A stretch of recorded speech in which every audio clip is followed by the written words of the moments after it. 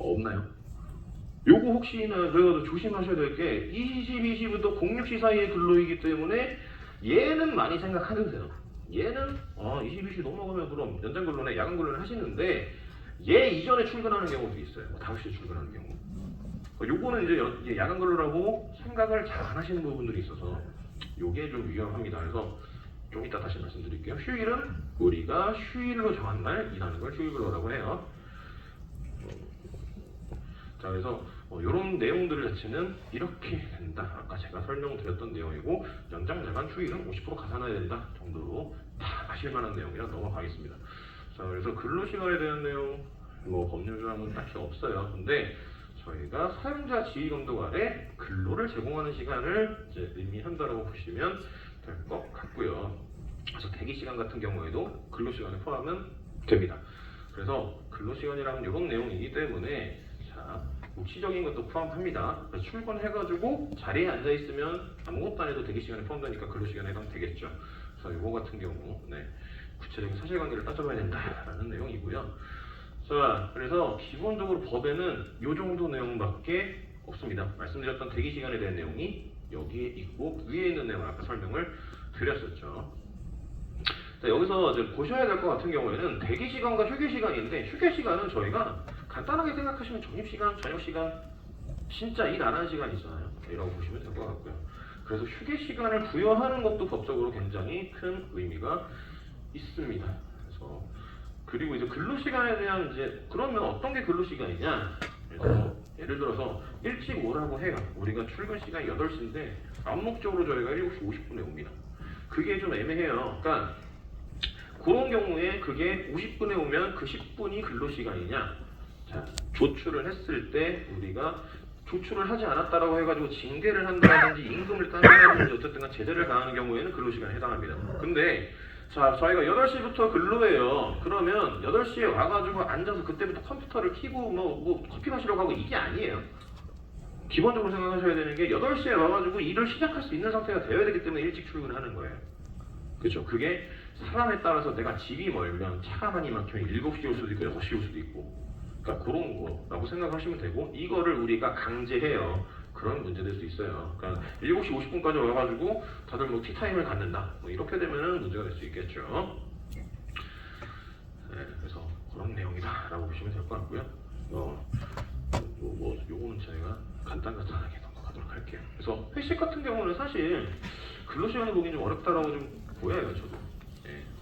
근로시간이라고 무조건 인정된다라고 보기 좀 어렵고요. 교육시간 같은 경우에는 어쨌든 근로시간이 인정될 수가 있겠죠. 근데 개인이 내가 필요해가지고 토익 공부를 한다. 그러니까 회사에서 우리 직원들 토익 공부하라고 해가지고 끊어주고 시간 듣게 하고 업무 시간 중에 듣게 하면 근로시간이죠. 근데 이 사람이 내가 이직을 하기 위해서 나 토익 말고 토익 스피킹도 할래요. 그러면 이거는 근로시간이라고 보기 어렵겠죠. 자, 이렇게 보시면 될 것 같습니다. 이런 거는 그냥 일단 넘어갈게요. 일단 넘어가고요. 자, 이제 연장 근로 같은 경우에는 당사자 간의 동의가 있어야 됩니다. 동의가 있어야 되는 게 기본적인 거고 이제 야간 근로나 휴일 근로 같은 경우에는 남성은 딱히 야간 근로, 휴일 근로 동의 없어도 되는데 여성분들은 본인 동의가 있어야 돼요. 야간 근로, 휴일 근로. 그래서 요거에 대한 동의서 진공하셔야 되는 거고 그 다음에 이제 산후 1년 이하 여성 근로자, 임신 중 근로자, 그 다음에 우리 연소 근로자 같은 경우에는 이런 조건들이 있습니다. 합의도 있어야 되고요. 이런 시간에 대한 시간에 대한 내용이 있어요. 그리고 이제 명시적인 청구가 있어야 되고요. 그래서 요거 고용노동부 장관 인가라고 하는 부분이 있어요. 그러다 보니까 이거를 법으로 정한 취지가 뭐겠어요? 어지간하면 시키지 말라는 거겠죠. 그래서 임신하신 분들 같은 경우에 야간 휴일 근로 시키시면 안 되겠죠. 그래서 휴일에 대한 것도 좀 조심하셔야 되고 아까 제가 야간 근로 시간 얘기하면서 22시부터 06시라 그랬죠. 3교대하는데 여쭤봤죠. 왜 그러냐면 3교대를 했는데 다른 회사 같은 경우에 이분이 5시에 출근했어요. 그리고 이런 거 없고 그럼 법 위반이에요. 거기도 거기도 식품 회사인데 어쨌든 3교대 공정으로 돌아가다 보니까 그냥 별 생각 없이 5시 이전에 출근하게끔 하고 연장 근로 안 시키고 휴일에는 안 나게끔 하고 했는데 5시 출근해서 걸려가지고 법위반이 됐어요. 이거 걸리면 대표이사님 반성문 써야 돼요. 네, 대표이사님 반성문 써야 되니까 이거 조심하시기 바랍니다.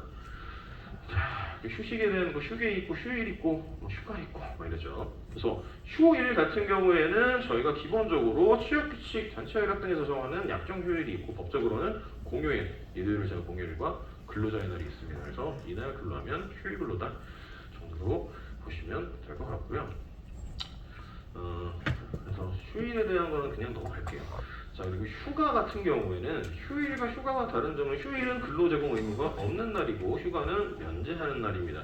그래서 약정 휴가라는 내용이 있고 법정 휴가라고 하는 연차 휴가가 있어요. 그래서 연차 휴가에 대해서 말씀을 좀 드릴게요. 연차 휴가는 기본적으로 이게 가장 관리하시면서 가장 애로사항이 될 거기도 하고 관리하시면서도 가장 중요한 부분이 될 수 있습니다. 왜 그러냐면 기본적으로는 근로자에게 청구권이 있습니다. 그러니까 연차에 대한 기본적인 거는 자유로운 사용. 그러니까 이거를 내가 사용 안 해서 돈으로 받겠다, 수당으로 받겠다라고 하는 건 근로자의 선택 문제고 기본적으로는 본인이 사용할 수 있게끔 하는 게 연차의 기본적인 취지입니다. 그래서 이거를 안 하려면 사업에 막대한 지장이 있어야 돼요. 이 사람이 하루 연차 빠진다고 해서 사업이 안 돌아갈 정도여야 됩니다. 거의 뭐 진짜 정리해고 직전까지 가야 되는 수준인 거예요. 근데 그런 경우는 거의 없기 때문에 사실상 완전한 거절권이 없다라고 보시면 되고 그래서 이게 노동청으로 가면 100% 줘요. 이기는 경우를 못 봤습니다. 그래서 이런 내용이 좀 있고 그리고 이제 뭐 저희가 어쨌든 2년마다 하루씩 가산된다라고 하는 정도 간단하게 말씀을 좀 드리고요. 이제 진짜 문제가 되는 건 이 내용일 거예요. 자, 당일 아침에 연차 휴가를 내는데 우리가 수용해줘야 되나요?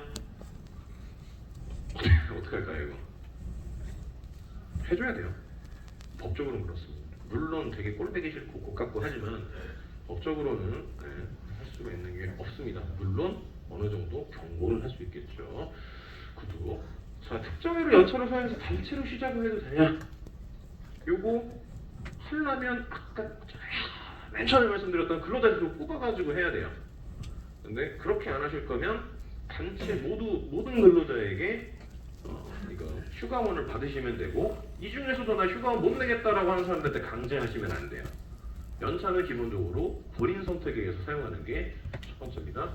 그리고 사용 신청에서 사유 기재하는 직원 있으면 혼내셔도 되는데 그거 가지고 휴가를 안 주시는 것도 안 돼요. 네. 그래서 연차에 대한 거는 사실 사용자가 할 수 있는 게 많지 않습니다. 자, 그리고 직장 내 괴롭힘까지만 좀 볼게요. 자, 괴롭힘에 대해서 이런 내용이 많고 아마 내부적으로도 괴롭힘 사건 많을 거고 신고 내용 많을 거예요. 많은데 자, 기본적으로는 사용자 또는 근로자가 지위 또는 관계상 이력을 이용해가지고 이런 행위를 나타내는 것을 의미합니다. 그래서 결국에는 이 요건이 문제예요. 요건. 그러니까 행위자는 있고 피해자는 있죠. 이거는 누구나 다 압니다. 그럼 행위자에 누가 포함될까요? 그게 애매하죠. 그게 결국에는 이 요건 때문에 그렇습니다. 어떤 행위자, 지위 또는 관계 등의 우위가 있는 근로자가 이런 요건을 갖고 있는 근로자가 행위자가 됐을 때 직장 내 괴롭힘이 성립하는 겁니다.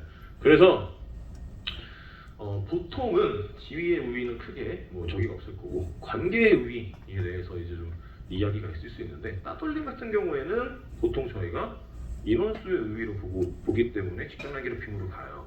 근데 하극상은 어떨까요? 하극상 우리 하급자가 지위의 우위나 관계의 우위가 있다고 볼 수 있을까요? 없습니다. 없어요. 그래서 좀 불합리해요, 굉장히. 예. 이건 다른 징계로 이제 풀어나가야 된다는 문제가 있는데 그럼에도 불구하고 어쨌든간 최근에는 법원에서도 상급자가 합심해가지고 괴롭히면 하극상이라고 하더라도 인정될 수 있다라는 취지의 내용을 보이기도 했습니다. 그래서 선임자와 함께 합세하는 수법을 사용하는 것 자체는 어쨌든 하극상이라고 하더라도 직장 내 괴롭힘을 인정될 수 있다라는 내용이 있어서 모르겠어요. 법이 개정될 가능성은 많지 않긴 하지만 어쨌든 전반적으로 이 관계의 우위성의 범위를 조금 더 넓게 보고 있다라고 보시면 될 것 같습니다. 그래서 뭐 나머지 업무적 적용에 대한 거는 기본적으로 아실만한 내용들이라고 좀 보여지고요. 공무원 명사라고 하는 건 그 자체로 이제 신체적 정신적 고통을 받거나 혹은 뭐 공무원이 악화되었다고 객관적으로 인정되면 된다라고 보시면 될 것 같습니다. 이거는 어쨌든 내부적으로 판단할 수 있는 내용이긴 한데 하극상에 대해서는 조금 다르실 수 있으니까 넘어갔고요. 자, 그 다음에 이런 거 있어요. 계속 보완을 요구했어요. 일 시켰는데 일 제대로 못해서 요거 직장 내 괴롭힘에 해당하지 않습니다. 마찬가지로 자, 근무 평등에서 근무이 꼭 필요한데 근무 성적을 어쨌든 간 제대로 통보하지 않았어요. 이거 가지고 직장 내 괴롭힘 신고하는 경우가 많습니다. 승진 누락 가지고 직장 내 괴롭힘 신고하는 경우도 많아요.